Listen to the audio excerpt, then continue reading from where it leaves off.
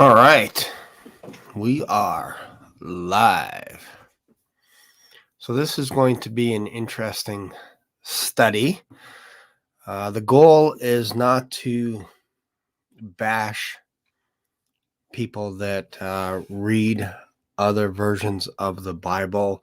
Like, I'm not going to sit here and go, you are an evil person because you're reading the NIV, the NLT, the New King James Version, NSRV, the New Living Translation, the Message. I have to think about that one with the Message. But that's not my goal. My goal is not that. My brother actually asked me if I could do a video on the various translations and all this kind of stuff. And then he asked the question, or will this start World War III? It's possible. It's possible that this video could trigger the end of the world, because people could get a little loopy, a little crazy, a little cray-cray. And we'll see. The resource I'm going to use today is from Bible Gateway. So what we're going to do is we're going to dive into some of the various versions of the Bible. And I want to make this interactive as well.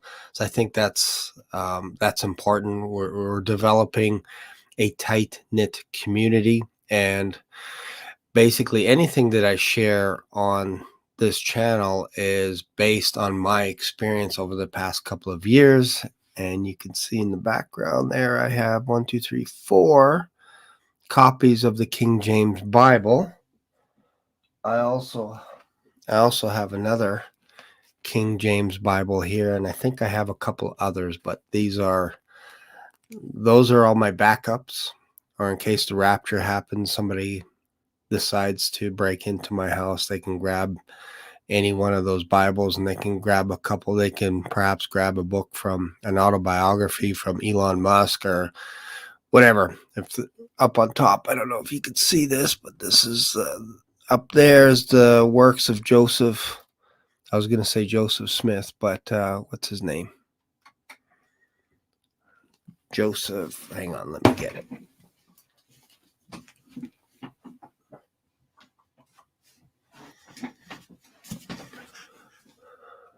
Josephus. That's what it is. So they can have that one too if they want. All right, so we're going to go through some questions, and right out of the gate, let me know what version you read. Again, I'm not trying to bash any version. My wife reads the New Living Translation, for crying out loud. She's been the most faithful person that I've witnessed in our 30 plus years of marriage as to be consistent when it comes to reading the Bible. So that's not what the goal is here, is to bash people, because then I'd have to bash my wife. And my wife prayed for me that I would get a hunger for his word. She didn't pray what translation I was going to read, because again, I come out of the New Living Translation. For years I read that. Never read the whole Bible, but for years I read the New Living Translation. And before that was the NIV, and before that was the King James, like back in high school. So it had been 30 years since I dove into the King James Bible. So you have to understand where I came from as well. And again, the goal is to just educate people a little bit so that they can just have a better understanding of what they're reading.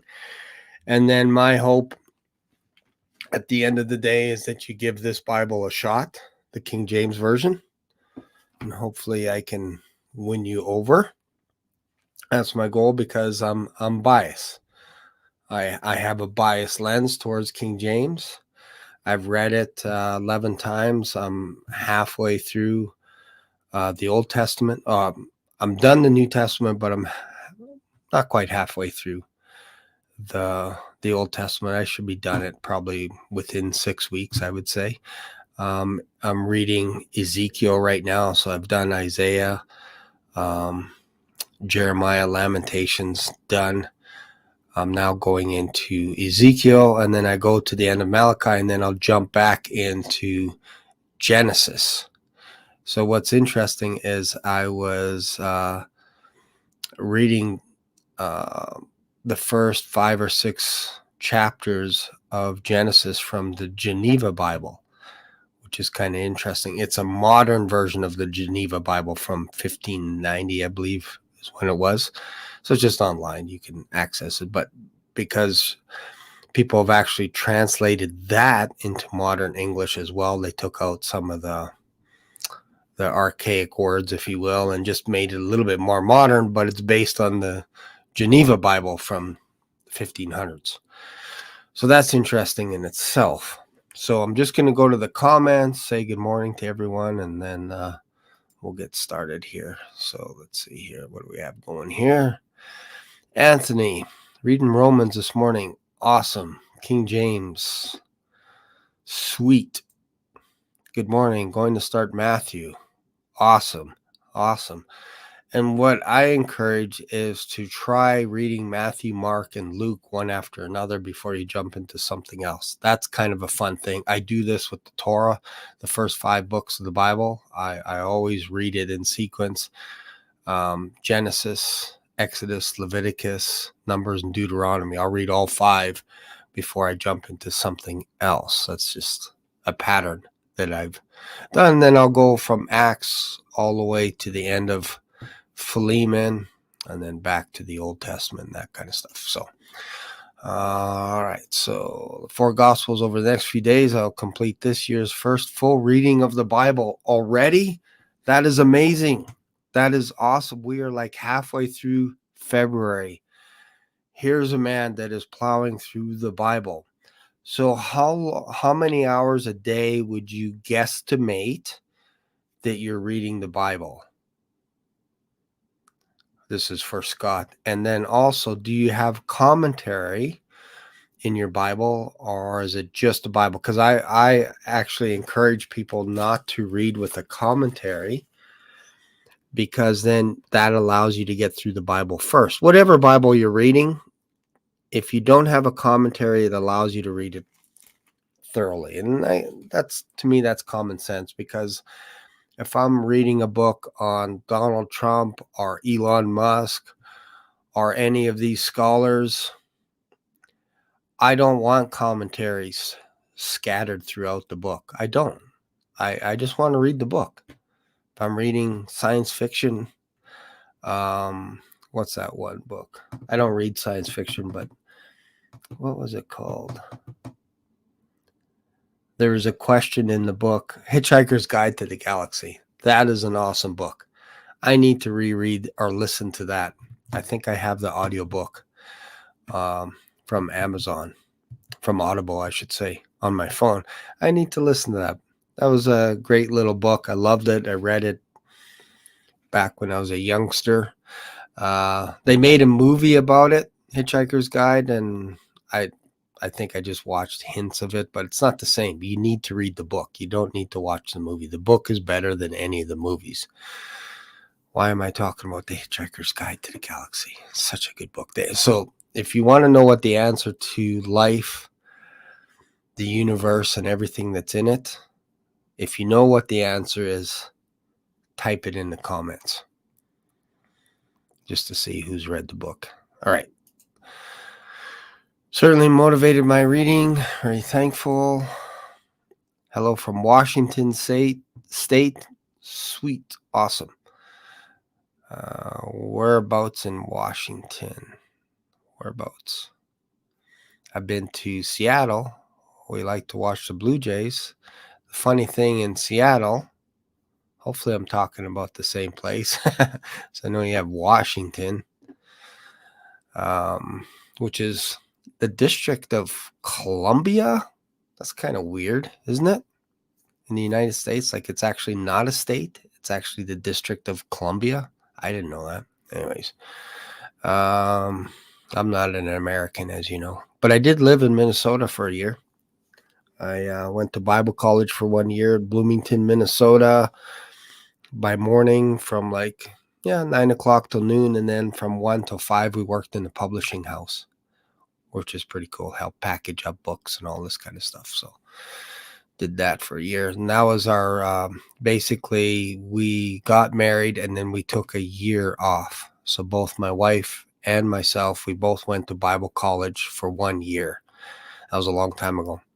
And coincidentally, that was when I read the entire Bible in one semester, because that was our goal, was to read the entire Bible. And when we first got there, they made us switch from the King James to the NIV Bible, which is kind of interesting. And they kind of, I don't want to say they slammed the King James Bible, but they said it was inaccurate and all this kind of stuff. And because I was young back then, I was like, okay, well, these are all my instructors and all my teachers, so they're saying use the NIV. So this is what we did. And coincidentally, after I left Bible college, after we were done our 1 year of Bible college, we went back to Canada, and I hardly read the Bible after that. Hardly read it. So it's kind of interesting, but it's almost like you go to any Bible college, the first thing they want to do is get rid of the King James Bible. Not saying all Bible colleges do that, but the majority do. Right out of the gate, they're like, hey, this is archaic. It doesn't make sense, all this stuff. So get rid of that. We're going to go to another version. We're going to go to the NIV, whatever. It's just kind of an interesting footnote. Yes. I wish there was a way to automate these messages, but maybe a person can. I switched from King James version to New King James version. Fantastic. I actually bought my sister a New King James version, and some King James only people would call me a heretic for doing such a thing. They'd be like, you're not truly sold out to the King James Bible. Well, for myself, I am. I can't speak for anyone else. I can only tell you what my observations are. So I tricked my sister. I bought her a New King James Bible so that I can have her King James Bible that she has. So that's why I say I tricked her. I was like, yes, I have a better deal. I'll buy you a brand new, gorgeous New King James Bible, but I want your giant print King James Bible with no notes in it, no footnotes, no commentary in it. And I thought I had the better deal. She might argue with me and say she got the better deal because it's a new Bible, New King James Bible. It's gorgeous, though. Gorgeous. Hopefully after a while you start to understand my humor. I joke about stuff like that, and some people get mad. Some people are like, you're never serious. But really, when it comes to translations and stuff, it's the fruit at the end of it. Like if you're reading a Bible and you're plowing through it a couple of hours a day, how can I argue against you? But if you have an NIV, an NLT, a contemporary version, a message, whatever it is, and you don't read it, and you're just like, and your life hasn't changed, and you're still doing stuff, like you're still addicted to things, you can't control your flesh, you can't control your mind, you're still cussing and swearing, you hate people, all this kind of stuff, I would kind of question what's going on in your world, and perhaps whatever version you have isn't working. It isn't washing your mind, because you need to brainwash yourself. And for me, what has helped is the King James Bible for me. And I would have bet against it. I would have bet $1 million saying before 2 years ago, I would never read the King James Bible. So you got to understand where I'm coming from. I'm trying to be as gentle as possible to encourage you to give the King James Bible a chance. But if you have fruit in your life and you love the Lord Jesus Christ, you love fellowship with other Christians, you go to church, you don't isolate yourself from people, you're not out in the community by yourself, you have friends that love the Lord as much or more than you, then I think you're in a good place. You love your neighbors, you're willing to put people above you. I think you're in a good place. But if that's not happening, it could be because you're not plowing into the word enough. So let's just continue here. So we got someone from Iowa, Kimberly Ann from Iowa. Awesome. Good morning, reading Acts. Awesome. Also mention the version as well. Again, you're not going to get bashed. You're not going to get bashed. We just might learn some things tonight because I'm going to go into Bible Gateway and talk about the various versions. So if you're saying Message, NIV, NLT, don't care. I'm just curious what my audience reads. That's all. So don't feel like you're going to get hate mail and bashed. I get hate mail because I read the King James Version, but I can assure you on here, if anyone bashes you on here, according to the version that you read, I will remove them from the comments. How about that? Is that fair? So the idea here is to learn something this morning, is the idea. All right. So I was solid King James Version for years. Then I went through a series on YouTube by Mark Ward. Okay. And then let's see, I need to find a pattern. Kind of jump all over the place due to not knowing where to read. I've been in Isaiah, Jeremiah, Psalms, want to reread Revelations or Revelation. My channel is called Black Swan Revelations, but the book is called Revelation. Sometimes I get mixed that up as well. I've read numerous times. Yeah, and I think that's what happens also, if I can speak on behalf of people that read multiple versions on their app, on their phone. And again, I also have the Holy Bible, if you will. I have all the versions here, but there's something about reading a physical book. There's something about it. There's just something. That's why I have a whole bunch of books. I like the physical. I like adding to my library, and probably half those books haven't been read yet. It's like I like the idea of not knowing things, and knowing that I don't know everything helps me as well, because there's a lot of information in those books that are just sitting there, and whenever I want, I can pick them up and learn something new. So I like that. So patterns, yeah. So this is why I stick to one version, because you can start seeing patterns, especially if you go over the Bible over and over and over again. All of a sudden you can see a word for the first time. If you jump to NIV and then NLT, NSRV, Message, all this stuff, you're going to miss the patterns. Your brain's not going to pick them up. You won't know when there was a first time for a word unless you study that. I pick up mistakes now when I'm listening to audio versions of the Bible. Maybe it's James Earl Jones. He's notorious for making mistakes in the King James reading. I don't know if he reads any other version. I think it's just King James. And he breathes really heavy. Maybe that's why he was Darth Vader. I don't know. But he takes a deep breath. And I feel like I'm hyperventilating when I listen to James Earl Jones. But now I'm used to it. But when he's reading something like, he'll read something from the Pauline epistles, and he'll say something like, I forget what the verse is, but it'll say charged. And I'm like, that's not charged. That's changed. He should have said changed. So I would pick up on errors, even though I don't have the physical Bible on me when I'm driving. But I would go, oh, yeah, that's not what Paul said. He said this instead. So that's kind of interesting. And it only comes with familiarity. And when you're talking to people and somebody quotes something, and I've been guilty of this, you paraphrase a verse and you say, oh, yeah, that's like in Isaiah. And you're like, no, that's not in Isaiah. That's in 1 Corinthians. Oh, my bad. But eventually you'll get to the point where you're going to start knowing where those verses are, specifically what book they're in. So it just takes repetition. Let's see here. What else?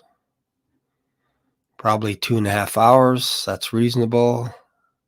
Don't read commentary. Well, this coincidentally, this is what the translators of the King James Bible wanted, because there was already an English Bible, which was Geneva, but it had a lot of footnotes, and it also had a lot of influence on whatever they believed back then as well.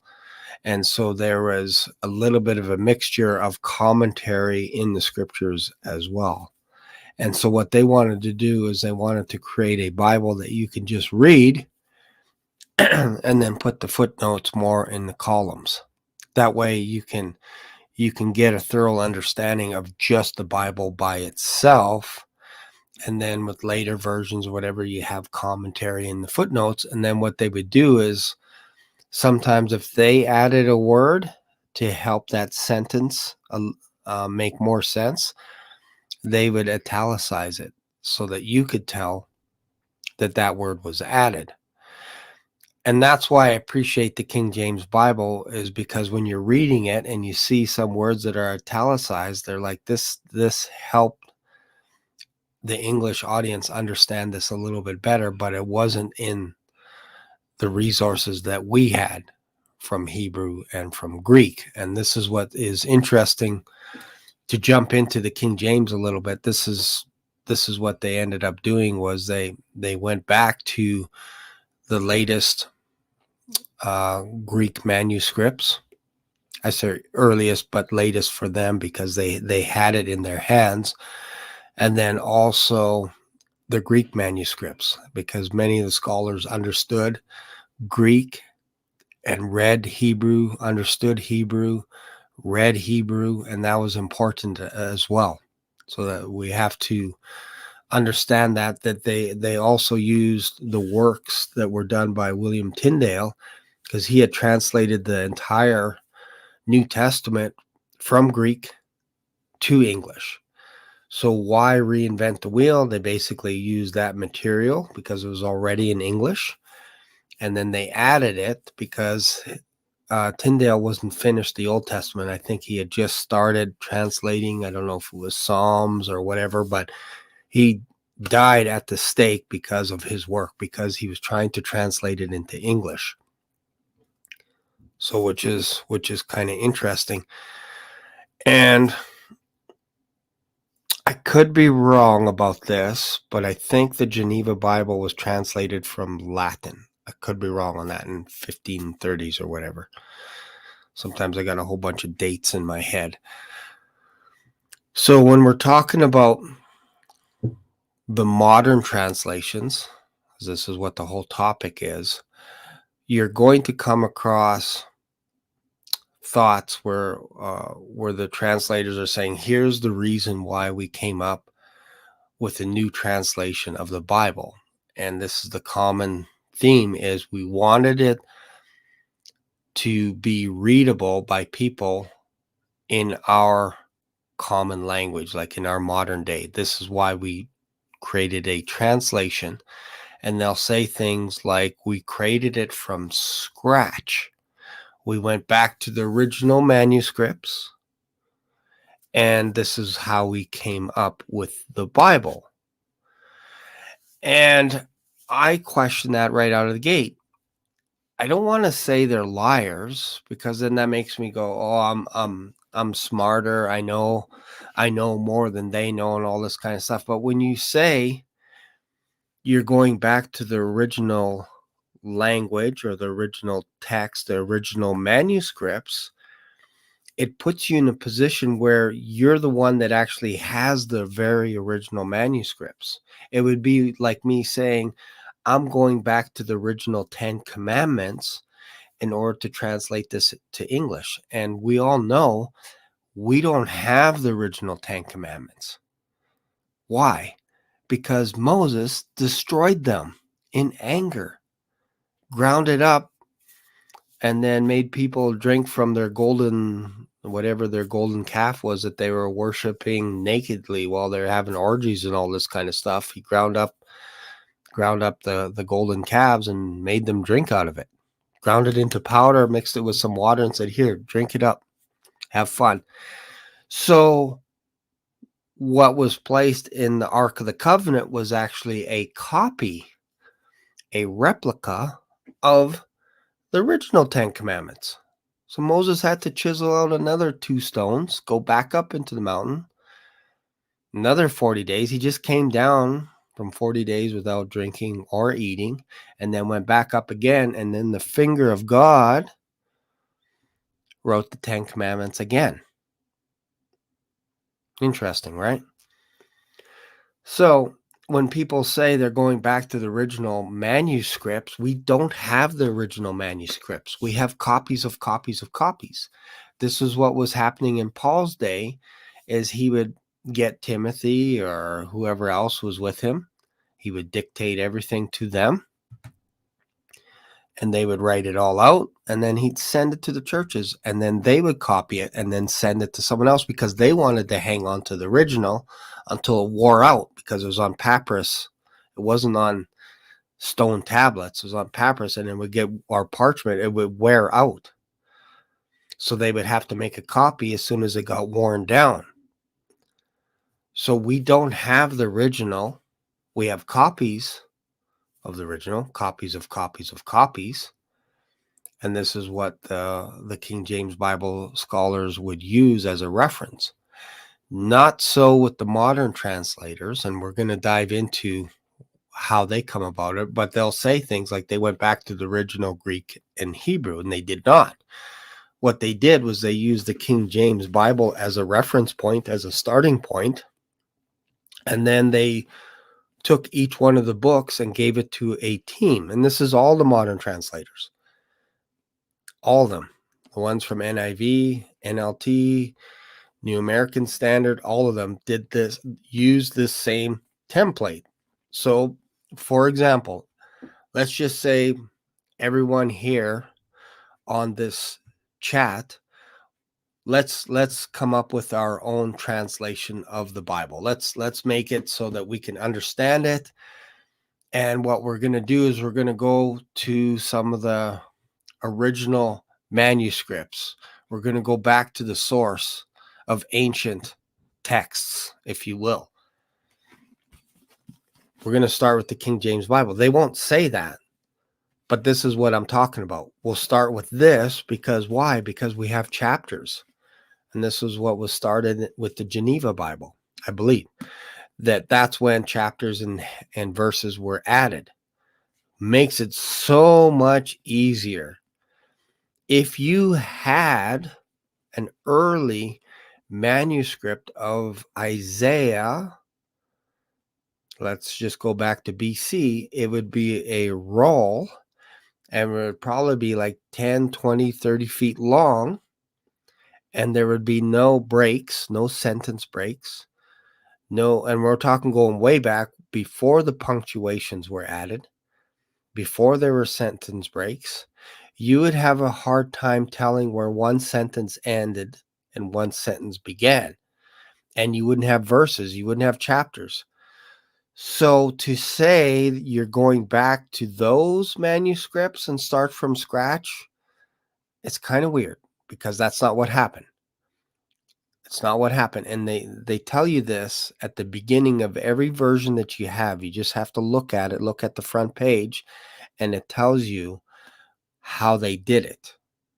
So if we're doing the same thing, we would study from this book, the King James Bible, and we would go Genesis 1, verse 1. What does that verse say? And you'd have a team that's studying the book of Genesis with the King James Bible. And then you go through word by word and you go, well, here's Genesis 1. Do we all agree that this makes sense? Yes. Okay. Any words that stand out to us that we don't like? No, it's all good. Okay, cool. Let's move along. Verse 2, verse 3, verse 4, and that's what they would do. If they got stuck on something that they didn't like, or maybe it went against their belief system, then they would go to another book.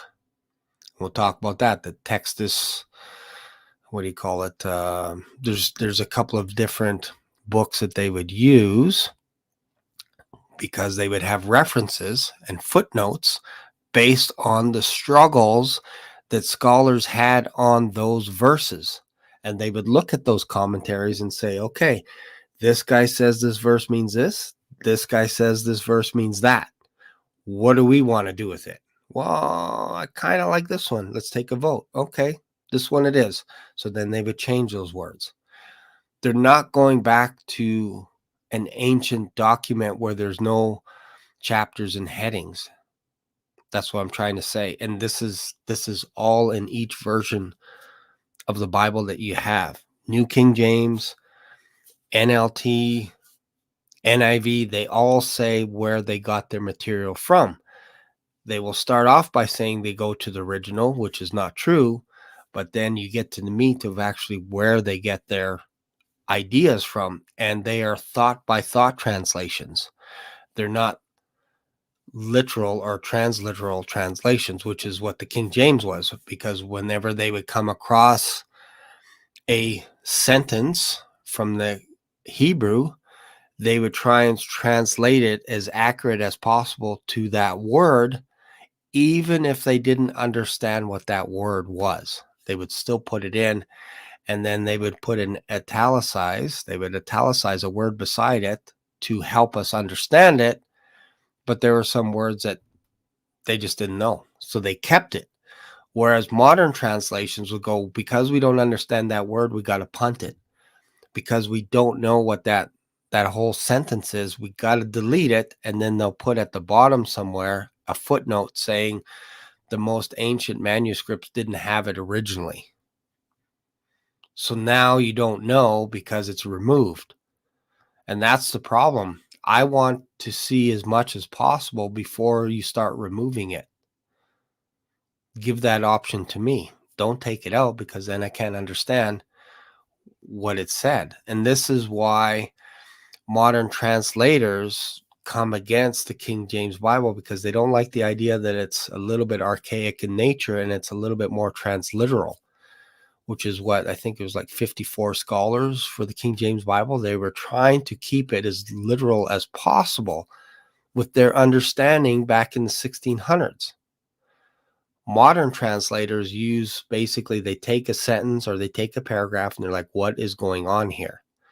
So let's translate that. Let's make it into modern English.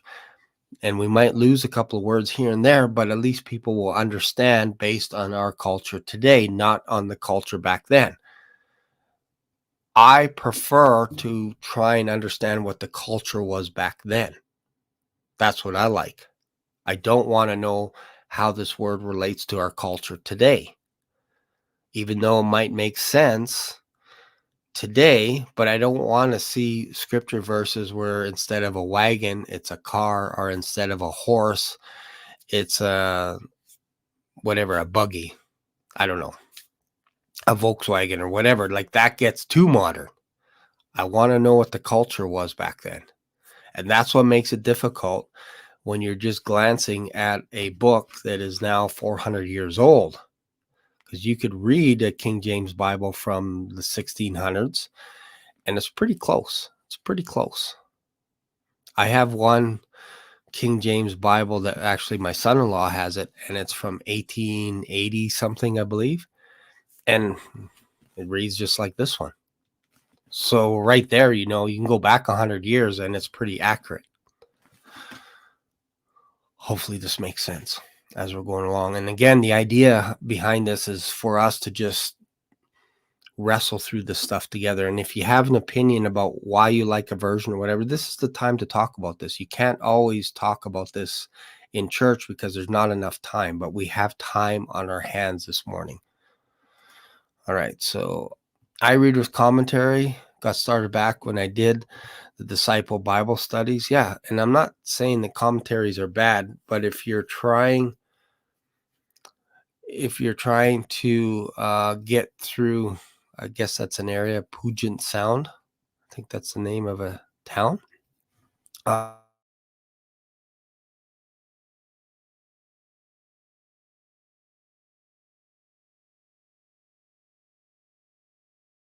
If you're trying to get through the Bible faster, commentaries will slow you down.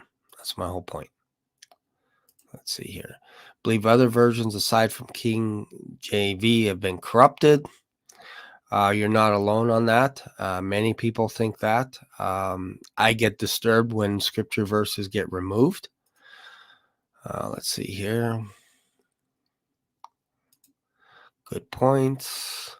What are your thoughts on the Dead Sea Scrolls? I think that was an interesting find. I haven't done a deep study on the Dead Sea Scrolls, but my understanding is they found some complete writings of, for example, Isaiah in its entirety. And then they would look at it and then compare it to something like the King James and say, wow, it's pretty accurate. Like it's pretty close. Or they would go to another version, if you will, of Isaiah and compare them and go, wow, that's like 98% accurate with what we have. So now it just clarifies that whatever they found, if they have a complete book of Isaiah, then and they have a modern version of Isaiah in Hebrew, they can compare and go, okay, these are like 98, 90% accurate. So now we're confident in the translation now because that's what they used. And if you go back 500 years or 1,000 years or whatever, and they're the same, that helps. Now, if you find something else that is different, like maybe you find a piece of corner, because a lot of the parchments were also in fragments, so they would have pieces here and there, and the only thing they can do is say, okay, we have this page, and we match it up, and it looks like it's pretty close. But there are also other findings where they're like, there are some that are different than what we have, but they're immaculate. Like they've never been open, or it looks like they've never been, there's no notes in it, they're not written or whatever. And depending who you talk to and where you study and all this stuff, some people say, well, this could have been a garbage collection for all you know, because maybe they wrote everything out and then there was an error and they found the error, and instead of crossing them off, they just put it aside. And then somebody comes across later and finds these errors and goes, okay, well, this isn't in this manuscript that we have today. It's missing here. That could have been an error. We don't know. So it's like me, like if I have I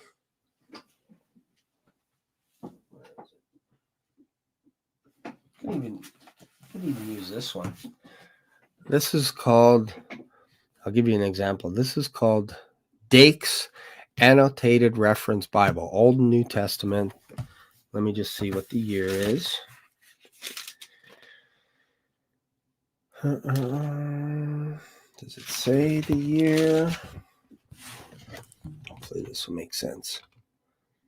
So this is from 1999. Fifth print, 2010. So we are 14 years old. This thing almost looks brand new. I have not read it. I've not read it all yet. It's got lots of commentary, lots of notes in it. And you can see, I don't know if you can see this, like a quarter to maybe half the Bible is the verses. Half or 3/4 is commentary. Look how long this is. The maps are phenomenal at the back, by the way. It's like 2,000 pages. And it's tiny print. I'm never going to get through this. But the point is, this is almost brand new. There's no highlighting. There's nothing in here. So if somebody were to look at this, they would go, oh, this is older, so this must be better than this one that's brand new, perhaps. And they'll look at it, and yet I'm not reading it. So it's brand new. This one is worn out. I've had it for a year. I don't know if you can see all this here. I even spilled coffee. You could see, I don't know if you could see that. I spilled coffee on it. Right there, you can see a little bit of a coffee stain. This tells you that this Bible has been read a lot. That one hasn't. It's in better shape. So if somebody comes across, they would go, oh, this is an older version, so that must be better.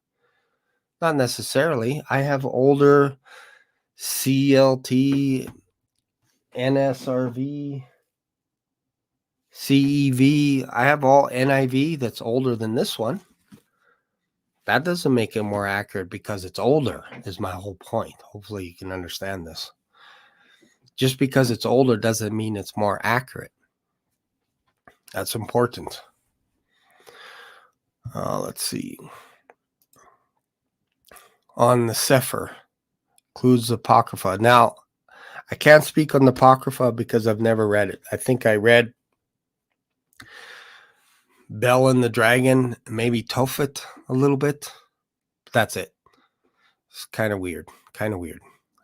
Maybe one day I'll read the Apocrypha, but I haven't.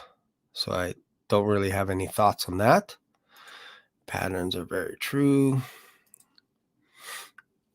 Brandon Peterson's channel would be perfect guest for his show. He's been on Robert Breaker, etc. Okay, I'll look him up. Don't know who that is. Hello, family from Gary Burns. Book of Esdras was pulled in the 1800s. Why? It speaks of our current time. Esdras, I think is that from the Apocrypha? As originals is what I've been taught. Yeah, exactly. We got copies of copies. Hey, Darcy, how's it going?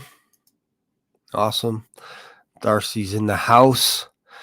A lot of 2 tables of stone. There's a lot there in the 2 tables of stone. The first set being destroyed, another Moses rock example. Yeah, exactly. NIV, non-inspired. Stick with King James. Love it. I knew those comments were coming. I knew it. I love it. It's all right. Isaiah scrolls found in a Qumran cave and one with the war scroll. I feel war scroll is a continuation of Isaiah and describes the final war we face. Possible. Using basic logic, I think there's going to be only one single purified, preserved word of God. I mean, a single word differed would violate this. Yeah, and I think there is an eternal word. I say I think, because whenever God speaks, his words are like eternal, which is interesting. And we have everything that we need in the Bible right now. This is why I read it. I believe, especially with the Pauline epistles, everything we need to know on how to live a Christian life is in the Bible. And the more we read the Bible, the more we can hear what the Holy Spirit is teaching us as well. I believe that strongly. I believe it, that you got to wash your brain in the Bible over and over and over again. And this is how you hear from God. People are like, I don't hear from God. Well, you're probably not reading the Bible. I'm just guessing. You might read a verse here and there, or you might only read a commentary of somebody talking about a verse once a day. You get one verse a day. They have a page-long commentary, and then away you go. So I'm saying you got to immerse yourself in order to now, when you walk away from the Bible and you're going throughout your day and somebody talks to you, all of a sudden you got all these verses in your head, a Rolodex, if you will. Originally 777 books. Wow, that's a lot. That's a lot of books. A lot of books. Dead Sea Scrolls contain the books of Esther. Wonder why. Good questions. Good morning. Sorry, there's a cat on my lap. Great title name for a channel. John 5:7, clearest direct example of the Trinity, removed from any other King James. Yeah, we're going to talk about that as well. The 16 verses, if you will, that are removed from modern versions, which is interesting. That's an interesting thing. Why would all the modern translations get rid of these 16 verses that were in the King James Bible? And again, they're using the King James Bible as a reference, as a starting point. That's the only way that you can line up verse with verse, chapter with chapter. If you don't have that as a starting point and you use Isaiah, let's just use the Dead Sea Scrolls. Perhaps they didn't have the little markings with the little dots and everything. You start with that, you're going to be lost because you're not sure where chapter 2 is.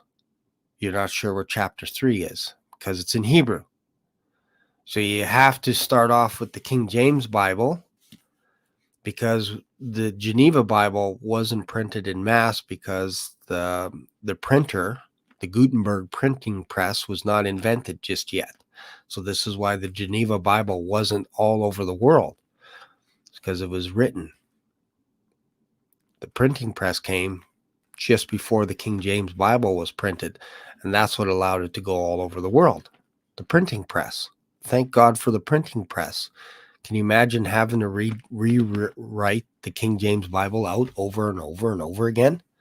The movable type was probably one of the greatest inventions ever. All right. Gary Burns. Hey, Gary. Waving your opinion. Mark 16, in or out? My opinion on, are we talking about the last few verses or whatever? I think the King James keeps it in, but all the other versions take it out, and we'll talk about that. I think that's part of the 16 that's been removed. They say the earliest and ancient manuscripts do not have, I think, Mark 16 or some of the verses in Mark 16. So it's kind of interesting that they say the earliest, but it's the earliest with what they have. What's the most amount of time you spent reading the Bible in the day? 12, 16 hours. I got up in the morning one day and I was reading from like 7 o'clock in the morning, and I had nothing else to do. So I was reading all day. I've actually read a book in one sitting, or one standing, if you will. My wife was actually driving with my kids to Saskatoon, or maybe she went with the sister. I can't remember. But she drove to Saskatoon. It was to Regina to see her dad. So I stood by the counter and I read a book standing up. It took me like 6 hours to read this book. It's about 200 pages or whatever. And I read it before I did anything else. So I've conditioned myself to read for long periods of time. But there's times where my eyes will actually start going funky on me. They get red. It's almost like they're bleeding. And then I know, okay, I'm done. But I've read the Bible like the entire day. Sometimes I have to stand up. Sometimes I have to move positions. I can't do it on the couch for very long. I have to be at the kitchen table. I have to be in a chair that's got a nice back, upright, all this kind of stuff. I have to have a lot of water. If I'm eating potato chips and reading, I can probably last maybe 15 or 20 minutes because of the monosodium glutamate that just makes your mind get all foggy. But if you have some fruit, some vegetables, whatever it is, some V8 juice, that stuff works pretty good as well. You can read for longer periods of time. And if you get tired, I stand up. That's what I do. Or I have a quick little 5-10 minute nap on the floor. I put my feet up on a chair. I lie back, let all the blood come back into my head. Not upside down, but I just put my feet up on a chair. I'm out cold. 10, 15 minutes later, I'm up and I'm ready to rock and roll. It's amazing. It's the worst thing that you can do is go for a nap in your bed under the blankets, because when you wake up, it feels like you're hungover. You got a headache, your head is pounding. You're probably entering into rapid eye movement. And you're like, what's going on here? I just feel sick right now. It's because you got too comfortable. The best thing is to lie down on the floor in your living room, if it's carpet, whatever. Put your feet up on a chair, on the couch, the chair. I'm telling you, I've done it for 30 plus years, and I swear by it. You don't have to set a timer, an alarm. You just lights out, 5-10 minutes. My wife will say, there's no way you had a nap. There's no way, because now you're up. And I'm like, yeah, I feel great. You were exhausted before. I know. I just needed a quick 5-10 minutes. That's it. Jeremiah speaks of mufflers. Can't remember which verse. I think I heard something about that somewhere. Brandon Peterson's channel, Truth is Christ. I'll check that one out as well. Red Sea should be the Sea of Reeds. Yam soup. Every version says Red Sea. Interesting. Dakes translates every single name in footnotes. Kind of handy. Yep. And then I listen to chronological NKJV while I'm walking. I'm able to read through 3 to 4 times a year. Bible study, currently deep dive in Nehemiah. Also, Chuck Meisler's The Bible in 24 Hours. Yeah, I listened to some of his commentary as well. Some of it's kind of cool. Some of it's a little bit different. But whatever. All right, so let's get into, let's go to Bible Gateway, because I think this is why we're here, right? 20 minutes in. Actually, it's been 40 minutes. Wow. How does time fly? All right, let's go to Bible Gateway. And this perhaps could be just an introduction because we're already an hour in. But this is what I do, is to look up, what the various versions, how they went about their stuff. So let's just go. I want to start with NIV. They're all in alphabetical order. So you can tell, look at all these translations. All of them say the same thing. We're trying to create a better Bible version. So let me come back.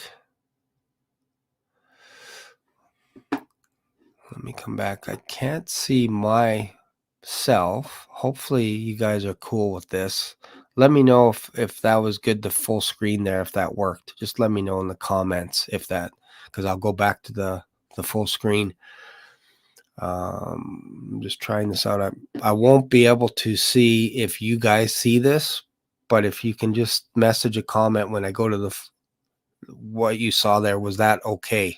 Like, could you read what I'm showing you on the screen? If somebody can just comment if you can read the text of from Bible Gateway, just to see if you guys are alive. Anybody alive out there?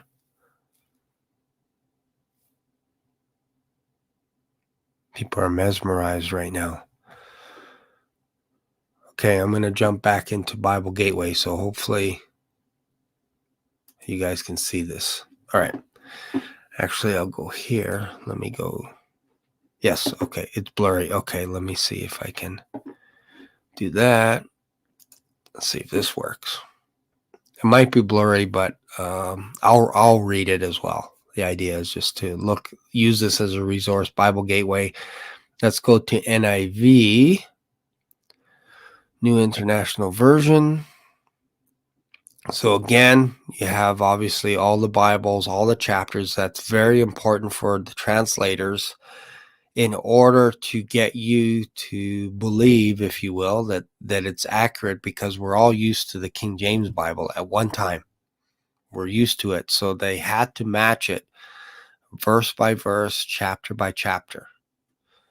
So if you go down to Mark, let's see here. Yeah, Mark 16. We'll talk about that one later. But let's go into about the NIV. All right, so the New International Version is a completely original translation of the Bible right out of the gate. Completely original translation, which is not true because they use the King James Bible as their reference. Why? Because it has chapters and headings, verses. So they had to match it. You have to start with that. Otherwise, if you're starting from scratch and you go to the book of Isaiah, the scroll of Isaiah, if you will, and there's no chapters and headings, there's a chance you're going to get the chapter and verse wrong. Because when you go into the King James Bible, some of the verses, some of the chapters, you're like, how come there's a verse here and not the next sentence? Or how come the chapter starts here and not here? This is why I believe in reading the entire book. So if you're reading Romans, read the whole Romans. Treat it like a letter. So in order for the for these modern translations to match up with that, they had to use the King James Bible as a reference. Otherwise, there's no way to compare the two. There's no way. They would be like all over the map with their chapters and verses. Genesis might have 56 chapters instead of 50 chapters. Or Mark might have 12 chapters instead of 16 chapters.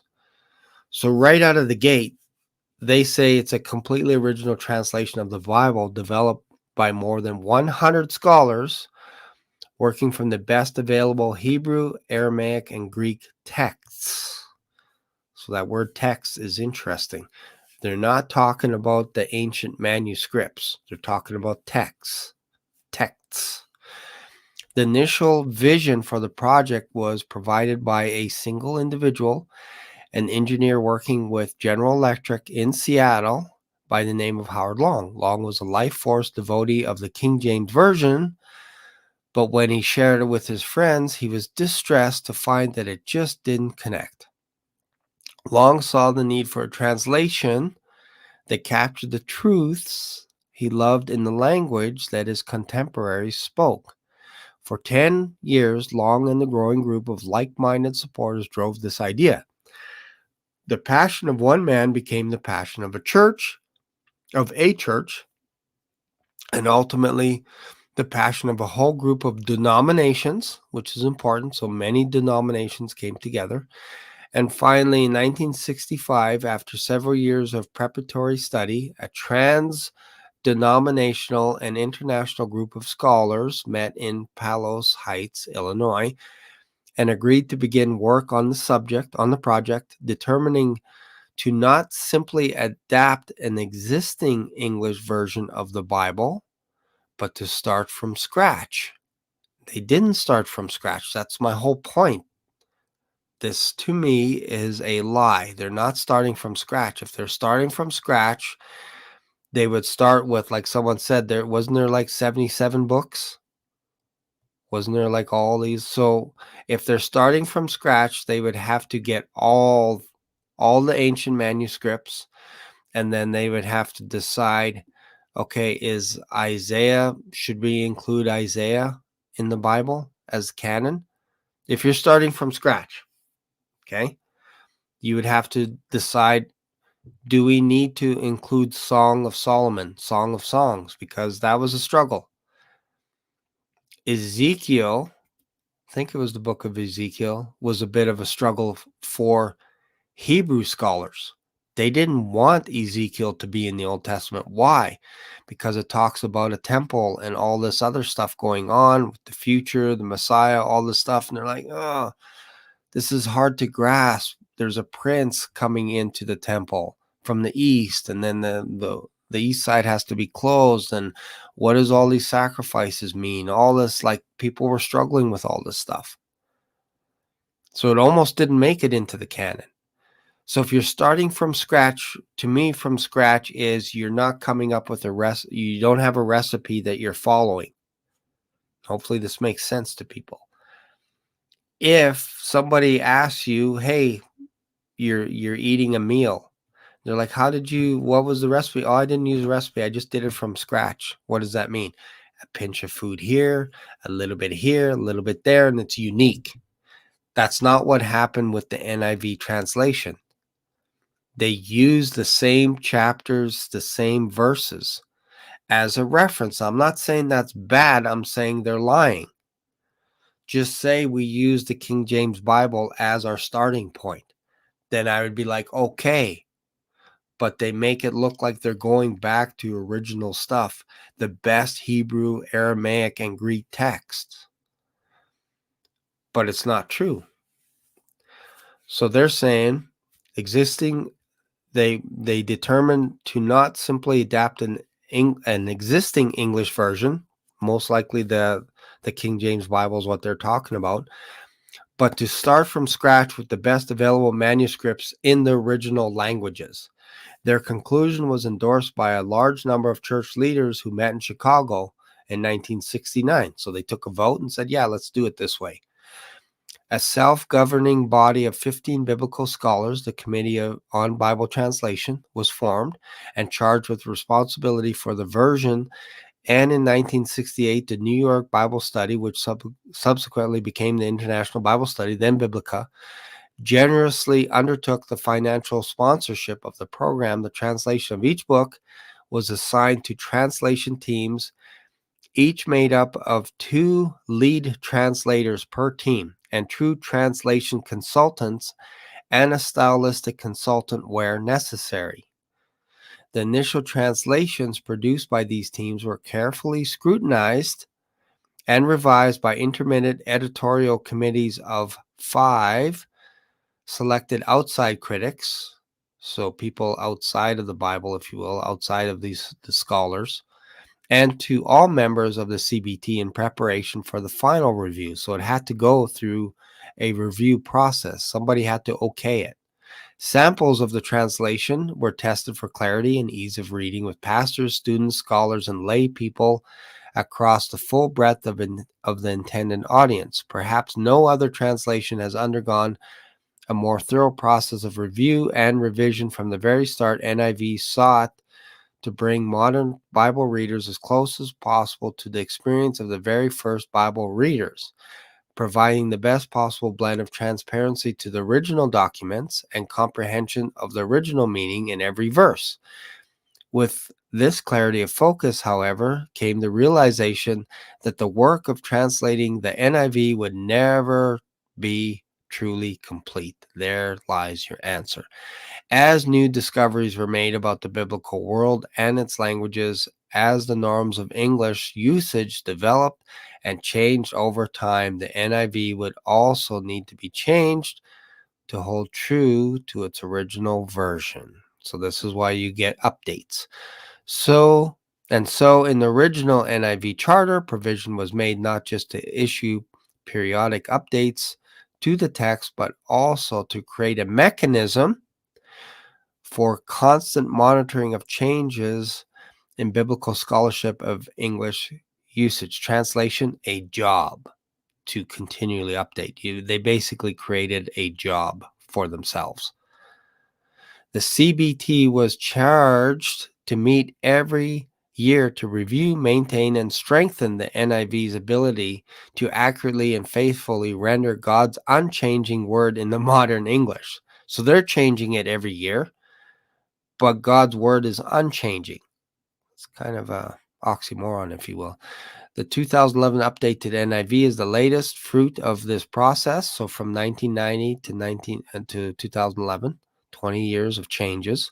By working with input from pastors, Bible scholars grappling with the latest discoveries about biblical languages, the biblical world, and by using cutting-edge research on the English usage, the Committee on Bible Translations updated the text to ensure the NIV of the Bible remains faithful to Howard's long original inspiration. Not God's word, but Howard's. Wow, that's a lot, right? Okay. So let me remove that. Okay. Hopefully I didn't lose people there. You understand now a little bit of how the NIV, and we're not going to go through all the versions because it's basically the same thing. It's the same process. They get a team of scholars together. They have a couple of team leaders on each book. So Genesis gets a bunch of people that are reviewing the book of Genesis from the King James Bible.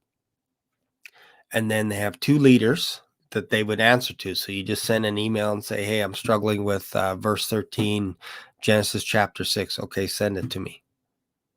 And then they have a vote. And they go, yeah, this makes sense. Move on. Don't spend too much time on it. You guys have 30 days or 2 months to finish Genesis. Wrap it up, whatever it is. So if there's verses that they didn't agree and they're like, this is a sticky one, okay, well, let's remove it then. And we'll put it in the footnotes at the bottom as to why we removed it. And people, when they're reading it, will not notice unless you go to the footnotes. And if you have a Bible that doesn't have the footnotes in NIV, you would never know it was missing. You'd never know. So, yeah, may make my my eyes bad. Let's see. I like listening to David Sukkot. Yeah, exactly. Yeah, he's one of my favorites as well. In Genesis, when it lists the descendants, if you translate the names of Hebrew, reveals another message. Yeah, very cool. I've done that in some of the names, like especially some of the descendants of Ham, Shem, and Japheth. When you get into the area of Canaan, a lot of them have weird names, man. Crazy names, almost like evil names, if you will, which is interesting. All right, let's go. What else? If you translate the names of the descendants Genesis to Hebrew, reveals hidden message. Yeah, all right, I read that. Okay, so hopefully this makes sense so far. So What I like using as a resource when I am looking at the King James Bible and there's a word that I don't understand, I go to the Oxford Dictionary. Why? Because their goal at Oxford is to preserve archaic words. What does that mean? A word that is obsolete today will be in the Oxford Dictionary. Why? Because we drop words. The further we move along with the English language, we begin dropping words and we add slang and all this kind of stuff. And there's a struggle right now in Oxford when they're updating the OED, Oxford English Dictionary. There's a struggle between adding slang, because that comes and goes, and actually using the word and having articles on what that word meant. So if a word is in print 2 or 3 places, that word, chances are, will be added to the Oxford Dictionary. And this goes all the way back to like the 600s AD. So their job with the Oxford Dictionary, and there's like a 20 volume set. I should actually check out the Calgary Library and see if they have the complete volume of the Oxford Dictionary. It's 20 volumes. I think it's about $1,000 American. But their goal is to not remove archaic words because we don't use them. They want to preserve the history of the English language. And I think that's the beauty of it. You don't get rid of a word just because we don't use it anymore today. That almost feels like that's a crime against humanity, to delete a word because you don't use it anymore. It's weird. That's why I like the King James Bible, is there's many words on there that were like, well, we don't use this word. Well, that doesn't mean you don't read the Bible. It just means you got to go and study what that word meant when that word was used. So I go back to the 1600s to figure out what those English words meant according to that audience. And all of a sudden you can get up to speed. And if you use the Oxford Dictionary, there's no manipulation in the meaning. They're not trying to make it modern. What they're trying to do is, if they find somebody that talked about this word in a book or an article back then and wrote about it, that word, based on the meanings, would get added to the Oxford Dictionary. Could be 700 AD, could be 800 AD. So when you go back and you see the meaning, they would say this is where this word came from. It was invented or first used in 700 AD. This word came into being in the 1300s, 1400s, 1500s, 1600s. And here's what it meant. This is how I approach the King James Bible. I want to know what the word meant in that time frame, and then I can interpret it for today. And I can decide, is this an application that I could use today, or is this something that was historical and it just happened back in that culture, back in that time frame? This is how I approach reading the Bible. Some things, some cultural things, we may never understand, but that doesn't mean get rid of it and turn it into this book here. This is a horrible translation by this guy. One guy did it, Eugene Peterson. It's a thought by thought process. So he'll take a paragraph and then he'll rewrite it in the conversational type language. And he misses a lot of the golden nuggets in the message.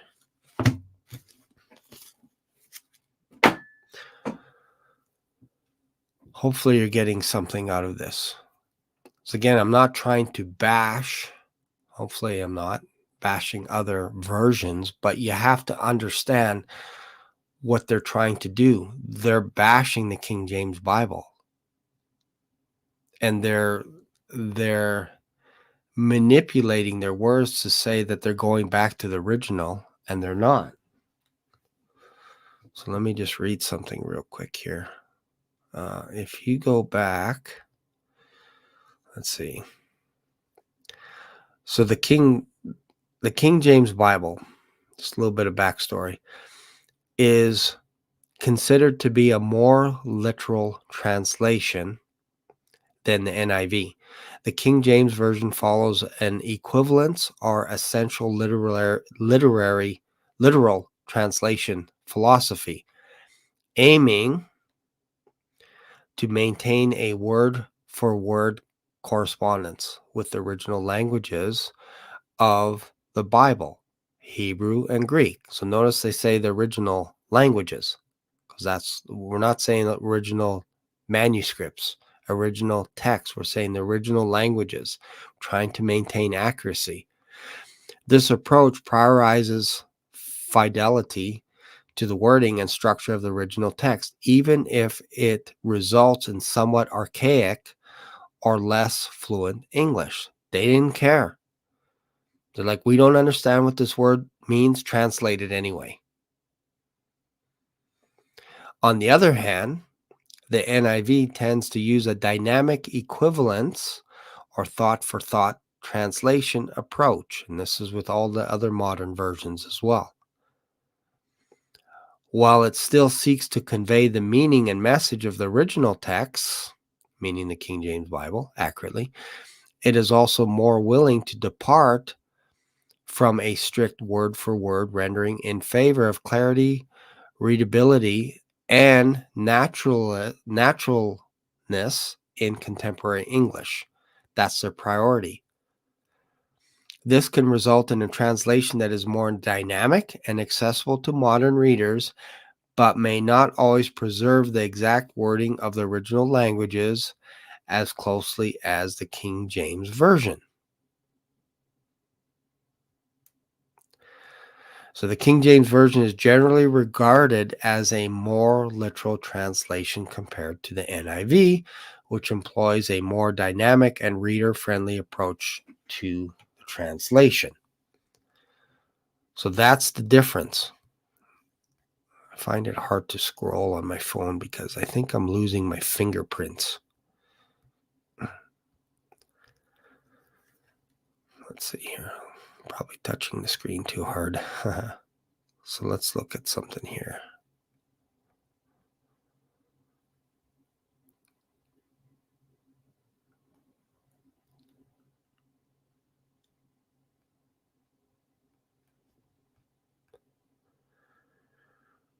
One second. I want to get into where they get some of their material from. All right, so look at this here. So the translators of the NIV used a wide range of ancient manuscripts and textual resources to produce their translation. The primary sources for the NIV include Greek manuscripts. They utilize a variety of ancient Greek manuscripts, including those of the Alexandrian, Byzantine, and Western textual traditions. Notably among these are the manuscripts such as the Codex Sinaiticus, Codex Vaticanus, and Codex Alexandrinus. Probably make a video about that. But Hebrew manuscripts for the Old Testament, the translators consulted the Masoretic texts, as well as other ancient Hebrew manuscripts and textual variants. They also used the Dead Sea Scrolls. The discovery of the Dead Sea Scrolls was provided significant insight to textual history of the Hebrew Bible, Old Testament, and the NIV translators considered relevant readings from these scrolls. Ancient versions. The translators also reference ancient translations of the Bible, such as the Septuagint, which is the Greek translation of the Old Testament, and the Latin Vulgate, and other early versions. Modern scholarship. They consulted a wide range of modern scholarly resources, including lexicons, grammars, textual commentaries, to ensure clarity in translations. I would say they would use modern scholarship primarily. So they would look at commentary, they would look at lexicons and other books to come up with their interpretation of what they were translating. They would look in the margin headings of these various books. So overall, the translators of the NIV aim to produce a faithful and readable translation of the Bible into contemporary English, drawing upon the best available manuscripts and scholarly research. And they never give any credit to the King James Bible. Why? It's a mystery, right? And I think part of it has to do with money. I don't know if you could see this here. Let me just see here. Let me go back to the screen. Add this. Let me go to copyright. So here's the copyright. So if you have an NIV right now and you have a YouTube channel or you're preaching it, you quite possibly could be preaching it illegally. Look at the copyright.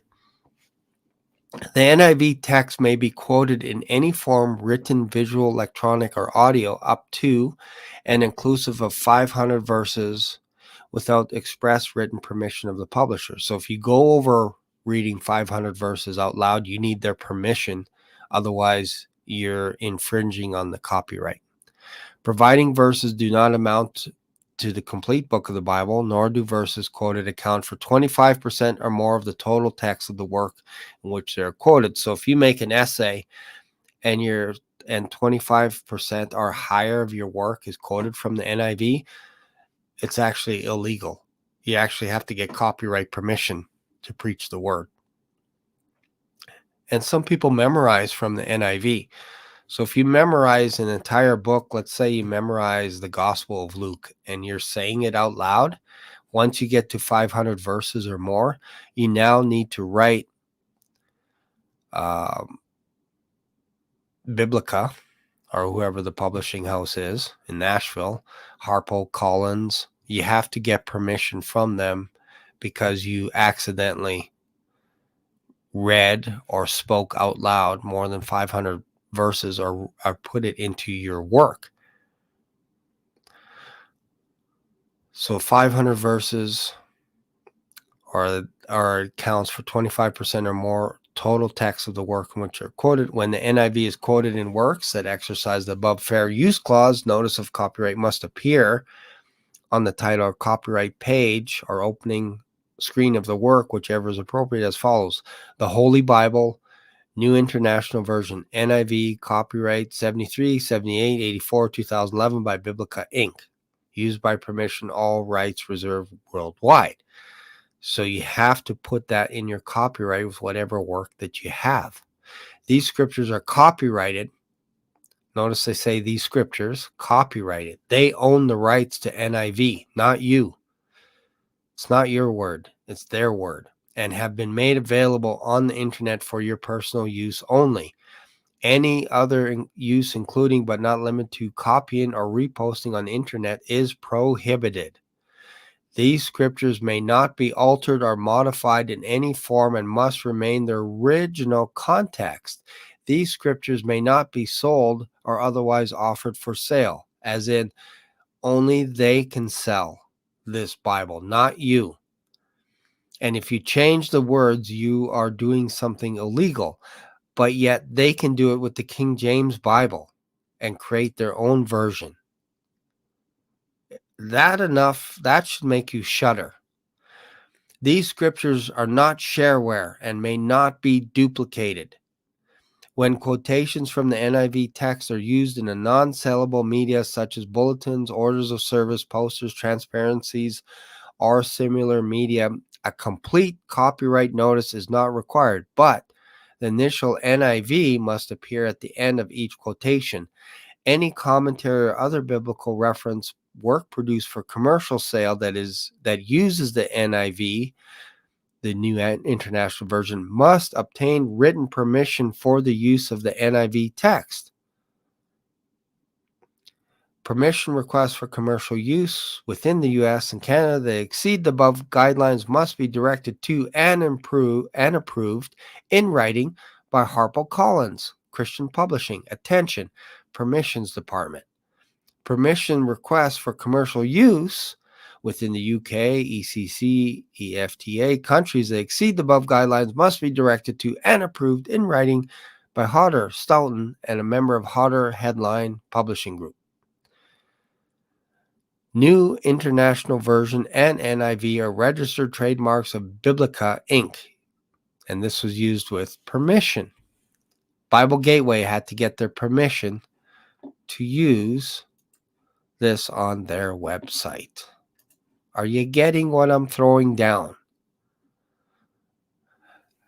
The King James Bible is not copyrighted. You can write out as many verses as you want. I can talk about the King James Bible all day long, and nobody's coming after me to get permission. If you preach the gospel with the NIV, reading it out loud in public, you are infringing on copyright. You're doing something illegal. I don't know if you know that. NLT, CEV, NIV, the Message, all those versions are copyrighted. Somebody owns them. You do not own those Bibles. Why? It's all about this. It's about the money. If you copy it in your material, you're writing an essay about the NIV or you're talking about the book of Matthew, and you go over 500 verses, you are doing something illegal and you need to stop. Isn't that crazy? Like, are we insane or what? You now, if you're NIV, Harpo Collins or whatever, you own the rights to what they call the scriptures. And I would argue with that. Nobody owns the scriptures. This is why I love the King James Bible. There is no copyright. You can copy as much as you want. You can memorize the whole Bible. You're not allowed to do that with any other version of the Bible. This is my whole point.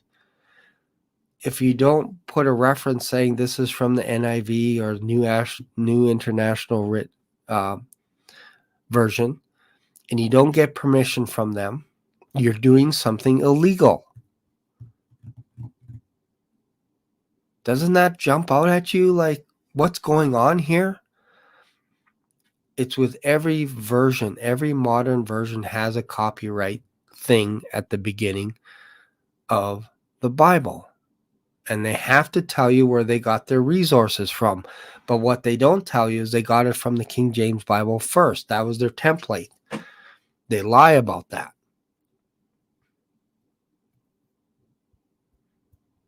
Crazy, right? It's quiet. It's quiet in the room. Got quiet all of a sudden. Anybody have any questions? This is why I'm not going through all the versions, because they all say the same thing. Some are 500, some are 1,000, some are 1,500, whatever it is, but you need copyright permission. You don't need that from the King James Bible. You can read as much as you want. Why? Because the NIV is their version. It belongs to them. That's not yours. It's theirs. And they make money because they have a group of people that want to continually update their versions. Why? So they can sell you another version, another update. And they keep making money. That's their job. That's their employment. So whenever you buy an NIV, that money goes to those employees that are working in their publishing house to print these books and all this kind of stuff. You're paying their salaries. And if you quote these verses, 500 or more, you're doing something illegal. Unbeknownst to you. Isn't that interesting? Now you know. Now you know. Anyways. So I'm probably going to end this here. We just kind of scratched the surface a little bit. Maybe I'll talk a little bit more about the Dead Sea Scrolls and stuff, but I hope this makes sense to you. And again, I'm not trying to bash the other versions, but it's hard. It's hard. When you see money, it's very hard I'm not saying making money is wrong. I'm saying holding on to something and then giving it to somebody once they pay you is weird. It's weird, right? I'm not saying you shouldn't have a job. I'm not saying you shouldn't work in a publishing house. I worked in a publishing house.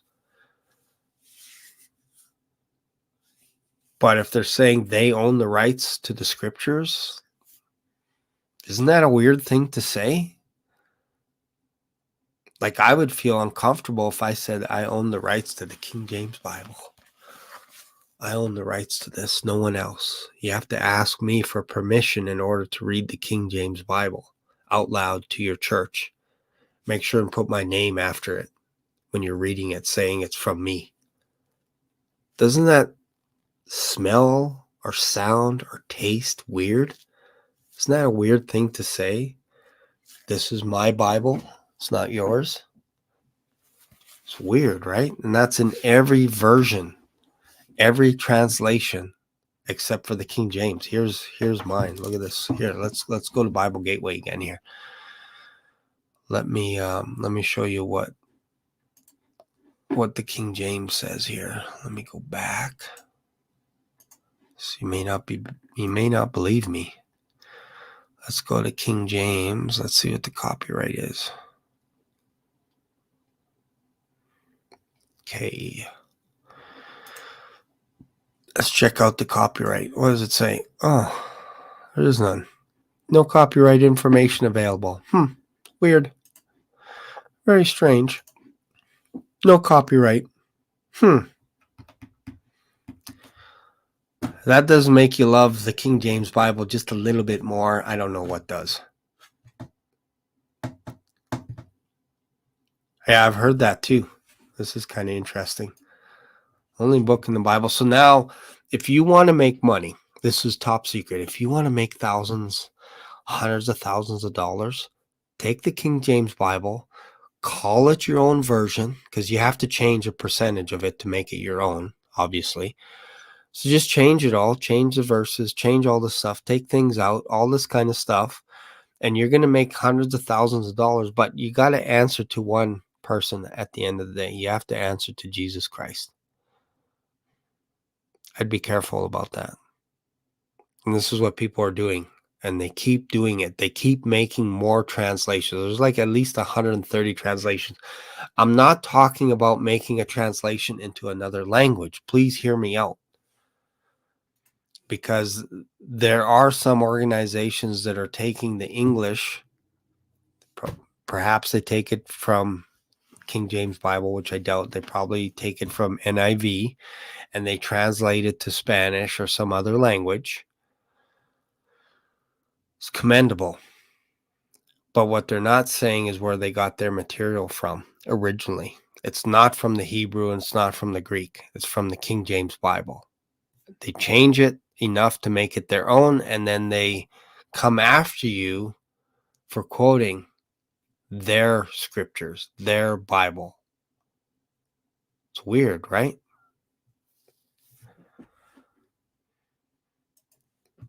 Copyright, kind of like how the Roman Catholic Church treated people who wanted to read the Bible on their own. Yeah, exactly.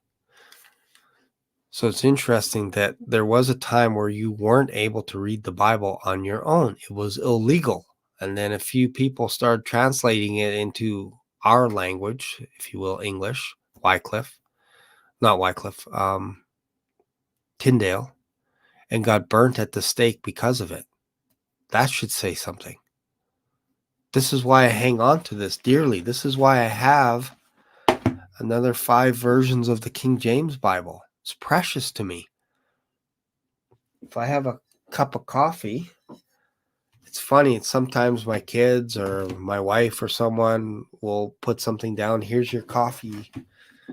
And they'll go like this. And as I'm talking to someone else, I'll move the coffee off the Bible. But I don't have a problem putting coffee on here. Doesn't do anything for me. Or anything else. Not to be sacrilegious. But just for some reason, I'm like, no, this is precious to me. The word of God is precious to me. I don't take this stuff lightly. I'm not going to bash other people, but this is my own personal experience. I've read the Bible 11 times in the last 2 years. Why? There's a hunger because I started reading Romans in this book, in the King James Bible. I've not been able to do that with any other version. So that alone should say something. Is it just me? Is it just me? What's your observation? Have you been through the NLT? Have you been through the NIV? Have you been through the contemporary? Or do you get a little sleepy, a little bit like, not getting any? Like, this is supposed to be the most current based on the all the evidence that we have. You're supposed to understand the Bible more than the King James. According to these scholars that created the NIV, you should have more information now than 400 years ago. So why do they keep changing it every few years? Why? Why is there a board where they change it? And why do they get hired to make changes to keep up with the language? It's weird. We're actually losing our language. We're not getting better. We're getting dumber. So this is why I always like going back to like things like resources like the Oxford Dictionary. Did you know it's almost impossible to reprint? Like if they had to start from scratch and do something like the Oxford Dictionary, it would be an impossible feat. You couldn't do it. If you destroyed those 20 volumes and said, okay, we're starting from scratch today. What does this word mean? It took 7 years to get to the word ant in the dictionary. 7 years to get to the word ant, N-A-A-N-T. Do you understand what Oxford was trying to accomplish? They're trying to preserve the history of the English language, and it goes all the way back. I think it even goes back to 400 AD. So don't take the English language lightly. Don't treat it like it's blasphemy or something like this. Like it's weird. Like don't treat this with respect. Treat the English language with respect as well. So many people are saying, "Oh, it's you guys are idiots or whatever for English. This other language is better and rich and all this kind of stuff." Yeah, but we have the Bible in English. All 66 books in one book. 500 years ago, you didn't have that. It was illegal. You get basically crucified. You get burned at the stake. And if you go back 1,000 years ago, you couldn't get your hands on Isaiah. Why? Because you had to be like a Jew. And they hung on to that stuff. You couldn't just have a Gentile walk in and say, "Can I have that copy?" No. Because of this little thing. We don't have a printer. We don't have a fax machine. I can't fax it to you. We don't use fax machines anymore, do we? We don't have the thing called the internet right now. So no, you can't have Isaiah. Sorry, get lost. You're a Gentile anyway. Get out of here. Now, there's no excuse for reading this day and night. There's no excuse. Hug it and kiss it. Yeah, I know some people think, well, that's idolatry and that, but it's not. This is, to me, this is the living word. Like when you read it, something happens. You could read Leviticus, and all of a sudden something happens in your mind where you're thinking about something in Matthew, or you're thinking about a verse in Acts.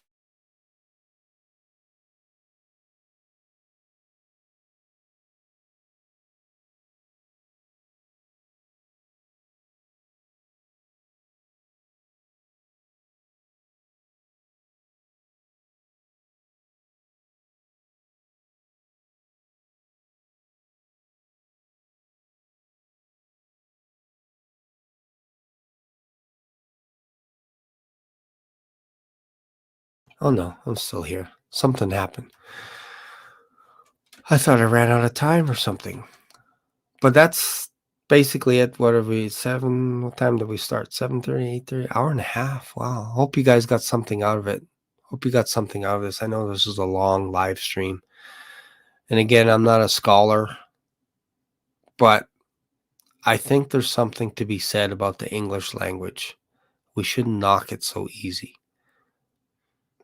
There are many people that say, oh, you need to understand Hebrew in order to understand this Bible. Really? We have the Holy Spirit. We're sealed by the Holy Spirit.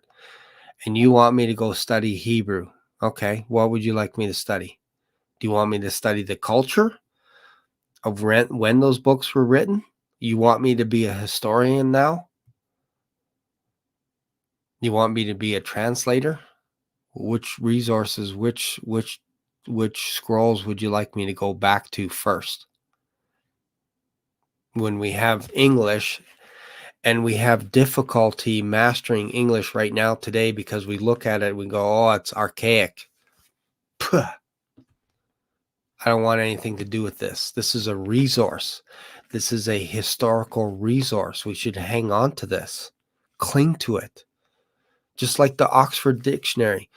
20 volumes, and I think there's like 600,000 words in it. The average business book is about 200 pages. I should say 600,000. Is that right? 600,000 pages? Can't be. 20 volumes? I'm not sure how many pages it is. Let me ask our friend ChatGPT. How many pages is the OED, the Oxford English Dictionary? How many pages and how many words? Love ChatGPT, by the way. I know it's going to get people in a frenzy, but it's a great resource. The Oxford Dictionary is a comprehensive dictionary of the English language containing extensive definitions, etymologies, and usage examples for words throughout the history of the English language. Printed edition spans multiple volumes, 20 volumes. Each volume contains hundreds or even thousands of pages, depending on the edition. In total, the entire print edition of the OED comprises tens of thousands of pages. As for the number of words, OED includes entries for over 600,000 words, along with their variants, derivatives, and historical forms. This makes it one of the most comprehensive dictionaries of the English language in terms of vocabulary coverage. If we lost that, we lost a lot of history, a lot of culture, everything. Like, it's precious. The English language is precious, guys. It's crazy, right? Yeah, and let's go to this real quick and then I'll wrap this up. Let's go over to here. These are the missing verses not included in the modern versions. Matthew 17:21. Howbeit this kind goeth not out by prayer and fasting. And I know this to be true. Prayer and fasting works, folks. If we didn't have Matthew 17, verse 21, look in your modern version. If you have an NLT, NIV, CEV, it's not there. It's in a footnote either at the bottom or it's just not there. Howbeit this kind goeth not out by prayer and fasting. Matthew 18, for the Son of Man is come to save that which is lost. Gone. Woe unto you, scribes and Pharisees, hypocrites! You devour widows' houses, and for pretense make long prayer. Therefore ye shall receive the greater damnation. Gone. Mark 7:16. If any man have ears to hear, let him hear. Crazy, right? I'll continue here. Maybe it's too blurry for you. Mark 9:44 and 46. Where their worm dieth, and the fire is not quenched. Gone. Because it was identical to verse 48, so they took it out. Mark 11:26, but if ye do not forgive, neither will your Father which is in heaven forgive your trespasses. Gone. Because it's similar to Matthew chapter 6, verse 15. Mark 15:28, the scripture was fulfilled, which saith, and he was numbered with the transgressors. Gone. Luke 17:36, 2 men shall be in the field, one taken, the other left. Gone. John 5:3-4, waiting for more moving of the water, for an angel went down at a certain season into the pool and troubled the water. Whosoever first, after the troubling of the water, stepped in was made whole, whatsoever disease he had. Gone. Acts 8:37, and Philip said, if thou believest with all thine heart, thou mayest. And he answered and said, I believe that Jesus Christ is the Son of God. Gone. Acts 15:34, notwithstanding it pleased Silas to abide there still. Gone. Acts 24:6-8, who also hath gone about to profane the temple, whom we took and would have judged according to our law. But the chief captain Lysias came upon us, and with great violence took him away out of our hands, commanding his accusers to come unto thee, by examining of whom thyself mayest take knowledge of all these things whereof we accuse him. So just verse 7 is omitted. So you have verse 6, verse 8 in your Bible. If you're reading NLT, it'll just say verse 6, verse 8, and you won't see verse 7. It's omitted entirely. Crazy, right? When he had said these words, this is Acts 28:29, the Jews departed and had great reasoning among themselves. Gone. Gone, gone, gone. There's more verses. Gone, gone, gone. 1 John 5:7-8, for there are three that bear record in heaven, the Father, the Word, and the Holy Ghost, and these three are one. There are three that are bear witness in the earth, omitted. And most times, no footnote. They just took it out. They got rid of it. Crazy, right? Crazy. Yeah, I have a theory about this. I sometimes wonder if English was the main language during the Tower of Babel, but they all had languages because they were all from different nations, different cultures and everything. English being the main one. And then God removed that language from them and scattered them. They didn't understand what each other were saying.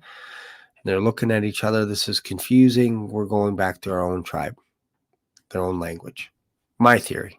Some people think they all had one language first. I'm saying they had their dialects, their different ways of saying things based on the region that they came from. They all came to one area, began building one language. Because if you remove that one language, you're going to go to your tribe. You're going to go to your region. Otherwise, if they only have one language and you remove that, they're going to look at everybody else and like, I don't understand anyone. I'm going to starve because now I don't know how to do commerce. I don't know how to trade. I don't know how to barter, nothing. And nobody understands me. My neighbor doesn't understand me anymore. So I think one language got removed. And my theory, this is me going off the record, saying that I think English was the one of the languages that the whole world came under. And now today we have English where the whole world is basically under, as in, if you want to do commerce with the world, you should know English. Especially if you're dealing with European, the Commonwealth, America, Canada, Japan, they need to know English. China, they need to know English. There's probably more English-speaking people in China than there are anywhere else in the world. It's crazy, right? Hopefully that makes sense. That's just my theory. Just thought about that a little bit. Now you get all these computer languages, JavaScript. You get, what's that, Python, which is kind of an interesting computer language as well. Of all the words that you can use, you call it Python. It's crazy, man. Craziness. Might be reasonable to think an existing language today may have been original. Yeah, I think it was English. I know. It sounds weird. I know it was weird, right? Chinese walk up to you in the street to practice English. Yeah, agree. All right, I'm going to sign off. I'm hungry. I got to go eat some eggs and toast. That's usually what I do on a weekend. So what time is it? 9 o'clock. Don't forget to go check out Tom Coate. Check out his channel, Washington River. I think he's coming on in about 45 minutes. Don't forget, tomorrow, Michael's going to be on my channel tomorrow night from Uptime Community Church. We're doing a live stream tomorrow night at 6:30 Mountain Time. So mark that down. Thursday, I have John from Uptime Community Church. And then the following Thursday, I have Greg from Uptime Community Church. And I'm still trying to, I know Pete Garcia has been busy, but we did talk about the idea of me going on his live show on a Monday. So it's kind of interesting how things are taking off. I want to get Tom on my channel to do a live stream with him. I think it would be fun to have interaction with people. I think Tom's a great guy. He'd be fun to have. I've been trying to get together with him for a while. I emailed him, I think once or twice. I try not to bug him. But if you guys know of Tom and you're on here, you watch his channel, just make a little comment, because I know he reads his comments. Just make a little comment. Hey, you should go on a live stream with Shane on Black Swan Revelations. And then if you know Robert Breaker, Dr. Robert Breaker, I'd love to have him on my live stream as well. I'm gonna create a new intro for the round table. Just haven't had a chance to do it yet. So that should be fun. Anyways, hope you guys had a great time. I hope you got something out of this. If you have, let me know in the comments. And I still don't know how to keep your comments on here after I sign out of this. For some reason, they go the way of the dodo bird. One day, perhaps I'll figure out. Maybe I'll ask Michael when he comes on our show tomorrow night, because he uses Streamyard as well. Maybe he can give me a little crash course on how to use it properly. Anyways, thanks for watching. See you guys. Hope you have a fantastic weekend. Hug your family. Love on them. Love your neighbor. Do something good. Shovel their walkway or something. If you have snow, if you're in the States, I don't know if you have snow still. Guess if you're in Boston, you do. That's it. Join me tomorrow night, live. Tomorrow night, 6:30. See you later.